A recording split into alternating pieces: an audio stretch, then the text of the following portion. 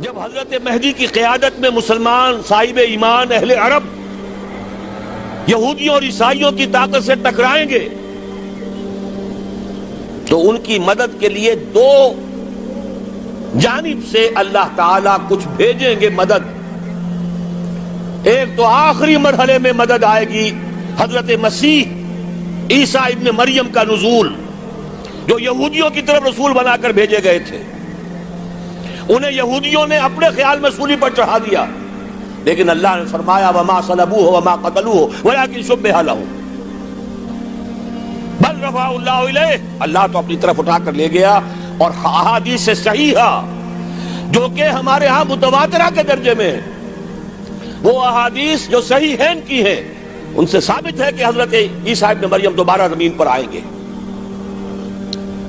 اور یہودیوں کا سب سے بڑا سرغنہ جو خود مسیح ہونے ہی کا دعویٰ کر رہا ہوگا، مسیح الدجال، اسے حضرت مسیح قتل کرے گے.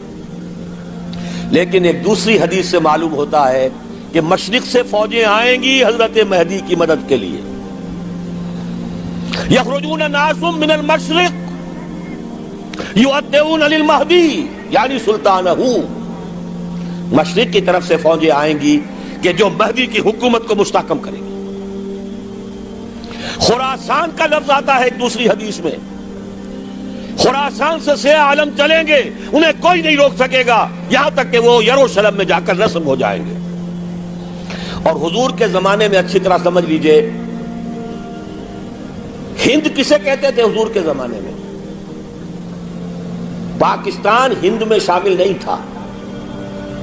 سندھ و ہند، سندھ ایک مکمل ملک تھا، ہند اس کے بعد شروع ہوتا تھا. یہ راجپوتانے کا اور تھر کا ڈیزرٹ جو ہے، اس سے آگے جو ہندوستان ہے وہ ہند تھا. یہ جو ہمارا پاکستان ہے یہ ہمیشہ ہند میں شامل نہیں رہا. حضور کے زمانے میں بالخصوص سندھ و ہند، دریائے سندھ چلا آ رہا ہے. یہ ساری ٹریبیوٹریز جو پنجاب کے اندر اس کی ہیں، یہ سب ایک علیحدہ ملک ہے جو اس زمانے میں سندھ کہلاتا تھا. اور نمبر 2 یاد کیجئے، اس زمانے میں خراسان ایک علاقہ تھا جس میں موجودہ افغانستان کا 2/3، تھوڑا سا حصہ ایران کا، اور جہاں تک میں تحقیق کر سکا ہوں آج تک پاکستان کا بھی علاقہ، خاص طور پر مالاکنڈ ڈویژن جو اس خراسان میں شامل ہے. خراسان سے سیاہ عالم چلیں گے جو جا کر یروشلم میں نصب ہوں گے.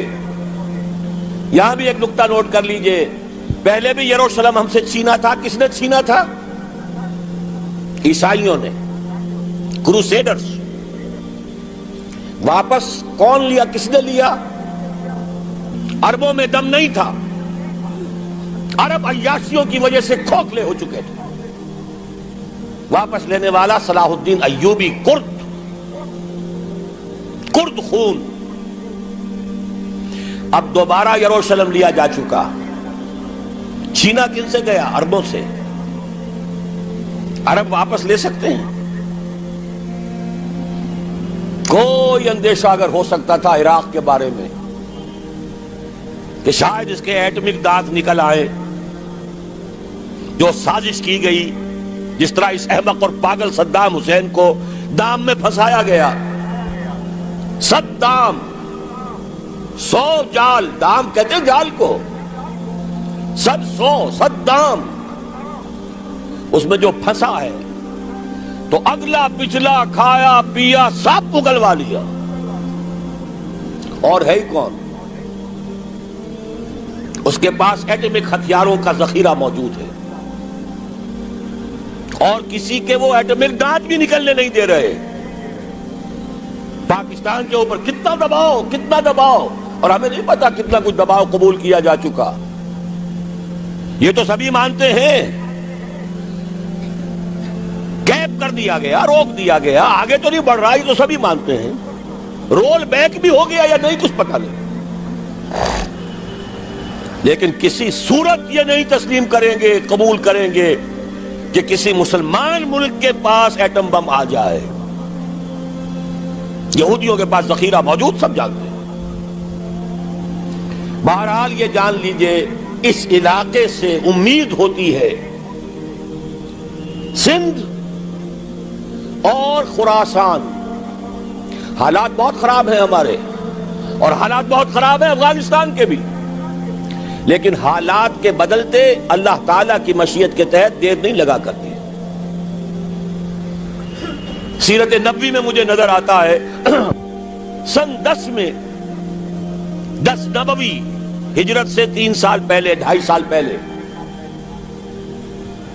کہیں سے کوئی امید کی کرن نظر نہیں آتی تھی کہ عرب میں اسلامی حکومت قائم ہو جائے گی۔ 10 برس ہو چکے محمد رسول اللہ کو دعوت دیتے ہوئے، اور ابھی تک بمشکل 125 آدمی ہے، اپنے بل پر، اپنے طاقت پر مکے میں رہ بھی نہیں سکتے۔ کیسے ہو جائے گا؟ کہاں سے ہو جائے گا؟ میں آج پوچھتا ہوں، کوئی سر بتائے، کہیں سے کوئی امید کی کرن اس وقت نظر آتی ہے؟ اس ماحول میں لے جائیے۔ اگلے 3 سال میں کیا ہو گیا؟ پہلے سال 6، اگلے سال 12، اس سے اگلے سال 72، اور بیعت عقبہ ثانیہ، ہجرت، اور وہاں سے اب حضور کی طرف سے انیشیٹ شروع ہو گیا، انیشیٹو۔ تو ہم نہیں کہہ سکتے، اللہ تعالیٰ کی قدرت، اللہ کی مشیت۔ یہ یقین ہے کہ دنیا کے خاتمے سے پہلے نظام خلافت قائم ہوگا، اور تمام دنیا میں ہوگا۔ ظاہر ہے کہیں پہلے کسی ایک جگہ سے ہوگا، جیسے حضور کے زمانے میں ہوا۔ اگر بیک وقت پوری دنیا میں ہو سکتا تو حضور کے دست مبارک سے ہوتا۔ اگر حضور کے دست مبارک سے بھی ایک ملک میں ہوا، جزیرہ نما عرب میں ہوا، پھر حضور کے امتی ہیں نا، ابو بکر ہیں، عمر ہے، عثمان ہے، صحابہ کرام کی فوجیں نکلی ہیں، امتی ہیں، امتیوں کے ہاتھوں اس کی توسیع ہوئی۔ اب بھی یہی ہوگا، کسی ایک علاقے میں ہوگا۔ میرا گمان ہے، میں یہ یقین سے نہیں کہہ سکتا، گمان بھی میرا ان احادیث کی روشنی میں ہے جو میں نے آپ کو بتا دی اور موجود ہے اس کتابچے کے اندر۔ علامہ اقبال نے بھی انہی کے حوالے سے کہیں کہا ہے، میرے عرب کو آئی ٹھنڈی ہوا جہاں سے، میرا وطن وہی ہے، میرا وطن وہی ہے۔ اس علاقے سے کچھ ہونے والا ہے اور ہوگا انشاءاللہ۔ میری زندگی میں نہ ہو، آپ کی زندگی میں نہ ہو، کوئی پرواہ نہیں۔ حضرت حمزہ تو شہید ہو گئے غزوہ احد میں۔ 5 سال کے بعد حضور مکے میں داخل ہوئے ہیں فاتح کی حیثیت سے۔ حضرت حمزہ کی نگاہوں نے، ان آنکھوں نے تو نہیں دیکھا، عالم ارواح میں اللہ نے کیا مشاہدہ کرایا ہوگا انہیں، وہ تو ہمیں معلوم نہیں۔ بعض صحابہ شہید کر دیے گئے مکے ہی میں۔ بہت بڑی کامیابی۔ اپنی جان لگا دیں، اپنے آپ کو کھپا دیں، اپنے آپ کو مٹا دیں۔ جس طرح روڑی کوٹ کر بنیادوں میں بھر دی جاتی ہے، ہماری ہڈیوں کا چورا بنا کر اور ہمارے خون کے اندر اسے گوندھ کر اگر وہاں ڈال دیا جائے، اس سے بڑی سعادت کوئی نہیں۔ اس پر تعمیر ہو خلافت علی منہاج النبوہ کی، ہم اس کی بنیاد کے اندر دفن ہو جائیں، یہی بہت بڑی سعادت ہے۔ لیکن یہ ہوگا، میں نے عرض کیا تھا کہ یقین ہے مجھے کہ ہوگا، اور ہر صاحب ایمان کو یقین ہونا چاہیے کہ ہوگا۔ باقی یہ کہ یہ آثار ہیں اور احادیث بھی ہیں، اور 400 برس کی تاریخ بھی بتاتی ہے کہ یہیں سے ہوگا۔ 1000 برس تک سارے مجددین امت عالم عرب میں پیدا ہوئے۔ 11ویں صدی کا مجدد اعظم شیخ احمد سرہندی کہاں دفن ہے؟ سرہند میں، ہندوستان میں۔ 12ویں صدی کا مجدد اعظم شاہ ولی اللہ دہلوی کہاں دفن ہے؟ دہلی میں۔ 13ویں صدی کا مجدد اعظم سید احمد بریلوی، ان کے تو قبر بھی معلوم نہیں، لیکن ان کا خون جذب ہوا دریائے کنہار میں، اور ان کے سینکڑوں ساتھیوں کی لاشیں اس بالا کوٹ کے مقام پر۔ 14ویں صدی کے مجدد اعظم شیخ الہند، لیکن ان کے ساتھ ساتھ اتنے اعظم رجال، علامہ اقبال جیسا مفکر، مولانا مودودی جیسا مصنف، مولانا الیاس جیسا مبلغ، کہیں اور ہمیں دکھا دیجئے آپ۔ میں کل کہیں عرض کر رہا تھا، دیکھیے پہلے جو ہے 1000 برس تک ہر خیر ہندوستان میں باہر سے آ رہا تھا۔ معین الدین اجمیری باہر سے آ رہے ہیں، شیخ علی حجویری باہر سے آ رہے ہیں، سندھ میں جتنے اولیاء دفن ہیں سب کے سب باہر سے ایران سے چلے آ رہے ہیں.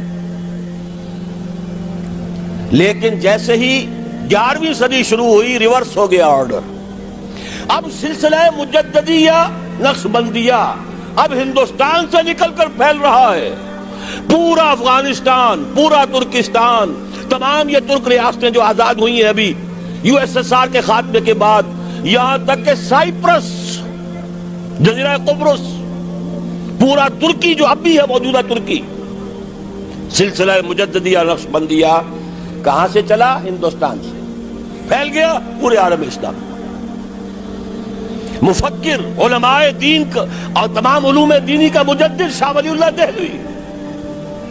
خالص ترین جہاد فی سبیل اللہ دور صحابہ کے بعد جماعت مجاہدین جام شہادت نوش کیا، سینکڑوں ہمارے مجاہدین. پھر 14ویں صدی میں اقبال جیسا مفکر، مودودی جیسا، دوبارہ دوہرا رہا ہوں، مصنف، مولانا الیاس جیسا مبلغ مجھے تو کہیں نظر نہیں آتا. تمام مسلمان ممالک آزاد ہوئے، کہیں اسلام کا نام نہیں لگا. نہ سیوکارنوں نے نعرہ لگایا، نہ کہیں کسی اور نے نعرہ لگایا. عربوں نے بھی عرب نیشنلزم کا نعرہ لگایا، اسلام کا نعرہ نہیں. تحریک پاکستان میں نعرہ لگا، پاکستان کا مطلب کیا؟ لا الہ الا اللہ. صبح عرض کر چکا ہوں، تحریک خلافت پوری دنیا میں کہیں نہیں، صرف بر عظیم پاک و ہند میں. اور کیسی تحریک خلافت کہ ہندو شریک ہوئے، گاندھی شامل ہوا، پورے ہندوستان کو جس نے گنجا دیا. یہ دوسری بات ہے کہ جب خود مصطفیٰ کمال نے ختم کر دیا تو اب کیا کرتے؟ مدعی سست گواہ چست. نوٹ کرنے کی بات ہے، کچھ آثار ہیں، 400 سال کی تاریخ ہے، بتا رہی ہے پاکستان کا قیام خود ایک معجزہ. یہ ساری چیزیں مشیت ایزدی میں کسی بڑے خیر کا پیش خیمہ ہے.